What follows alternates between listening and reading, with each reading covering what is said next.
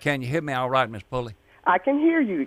Good morning to you. Good morning to you, Cousin Carl. I want to know if it's cold enough for you. Yes, sir, it is.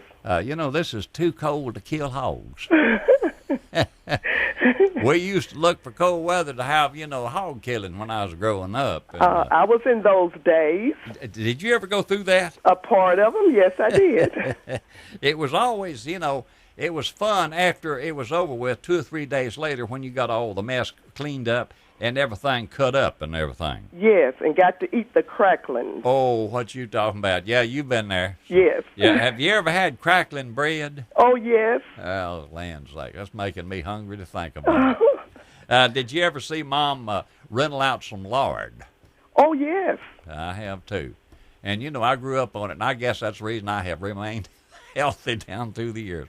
I must have ate 20 gallons of it, and I was growing up. Tell me something. Your sister was in an accident and was operated on by Dr. Frank Hayward. Am I right? Actually, she was not in an accident. It was just something that growed on her brain, and she so happened to just fell out, and we didn't know what was going on. But when she passed out, and that's when everything started with Dr. Hayward. Was it an emergency situation? Yes, it was. So she passed out, and did she come back to, and then y'all took her to Dr. Frank Hayward, or? Well, she passed out she was at the carnival, and she passed out here in Sikeston, and we've taken her to Sikeston Hospital.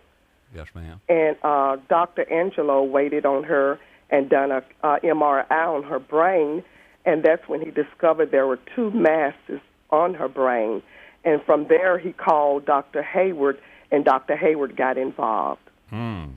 So Dr. Hayward actually removed those 2 places? Yes, he did. Were they tumors or blood clots?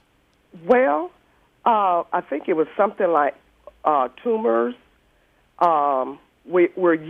She has an appointment on the 14th, so we're yet don't know exactly what it is, but they think it's something like sarcoidosis.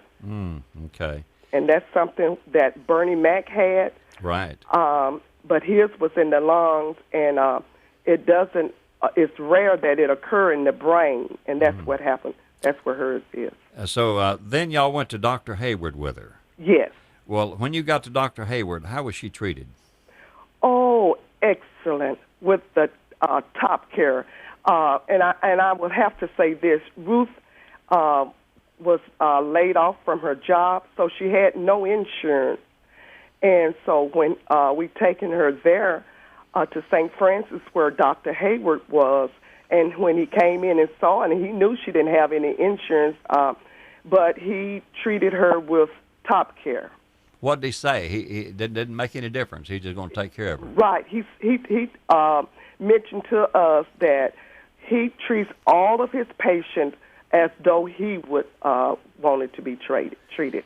Yeah. And when he said that, all the assurance that I had from him, I told him at that moment, because we were some kind of worried and somewhat, but when I looked at him and seen his attention, how he was treating us, and I just told him with him and the Lord, I just felt great about it.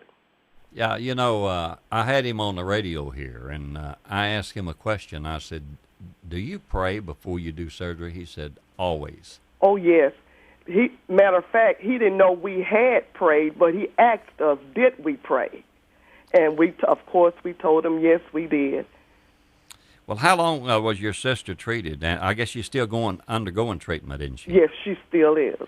Well, how is she doing now? Well, she's doing pretty good. The mass has grown just a little bit more because he wasn't able to remove all of it, just a little bit left. I think he got like 95% of it, but it has grown like 3 centimeters. But when we go to St. Louis, that's where she's supposed to go, to St. Louis Washington University. And on the 14th of January, and we'll know more about it. But he had already assured us that they probably could handle it with medication, and if not, he said that he would do the surgery if we had to have surgery. And I just thought that was just so fantastic. He was just so concerned, and I just never met nobody like that, a doctor like that. He's a very kind gentleman. Yes, he is. And you know what? The nurses that he have in his office, they have the same attitude. Absolutely. They are just wonderful. Yeah, they take the time to do what it takes to make a person feel at easy. Yes. And get the job done. Yes. And that is so important. I just love it. So the prognosis for your sister is pretty bright then. Yes. Well, that's good. Yes. That's good. We'll keep her in our prayers too. Yes, we're optimistic about it. Although at first, because the situation had been going on so long, they were just for sure that it might be cancer. It was going to be cancerous. And the Lord just turned that around, and Dr. Hayward testified of that how, he just felt so good after the surgery and had it tested that it wasn't cancerous. And he just felt like God had hit a home run. Somebody had hit a home run, and God reached his hand out and caught it and said, "Not so." There you go. So God is in the business, in the healing business, and we believe everything is going to be all right with Ruth. Well, that's good that the faith is there, and that's what it takes. Yes. And of course, you got a lot of faith in Dr. Hayward, and oh yes, I know you would recommend him to anybody else that had a problem. Yeah. Anybody. And in our world, he's our doctor. He's the best doctor in our world. Right. He's just that good. He's been that good to us. What a testimony. What a testimony. Yes. You've grown to love this guy. Oh, yes. Yes. Even though I'm older than him, it's like he's just a God-sent son. There you go. Well, you know, we're supposed to love people, and especially Christians supposed to love one another. Exactly. And he's that kind of man that returns that too. Yes. So, well, it's a pleasure to talk to you, and I wish you well. Thank you. Your health is good, I'm hoping. Oh, it's good. Well, good. It's good. And, well, I want to meet you sometime. Oh, sure. I would like to meet you too, Doctor. Finna call you Dr. Cousin Carl. Well, that's all right. I went to Mexico, and I got me a degree, and, you can get them down there for $35. Okay. In Mexico, so. Okay.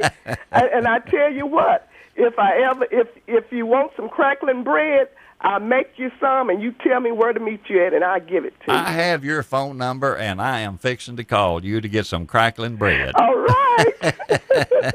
I love it. I love it. All right. All right. Take care of yourself, and I wish your sister well, and we'll ask all the people out there that's listening right now, when they say their prayers, to remember her. Her first name is? Ruth. Ruth. All right. Ruth Mitchell. Well, you tell her that what our conversation went like, and okay. And when you make me some crackling bread, we may let her have a piece of it. Okay. We might even take Dr. Hayward a piece of it. Oh, if he wants some, I will give him a whole pan. Now, don't give him mine. I'll cook yours and set a pan aside for him. I wonder if he's ever... And his staff. There you go. Wonder if he's ever had good crackling bread. Probably haven't. Looked like he come from the city. Yeah, I don't think he's probably... He probably don't know what it is, but after he eats it, he'll be asking you, would you cook another pan of that? Yeah. All right. It's been such a pleasure to talk to you. It's been a pleasure talking with you, Cousin Carl. I hope this year brings you good health and happiness for your whole family. And to you and your family also. Thank you so much. All right. Bye-bye. Bye-bye. All right. Such a fine lady to talk to, such a friend. Don't you wish everybody had that kind of atmosphere and attitude about things? It's always a pleasure.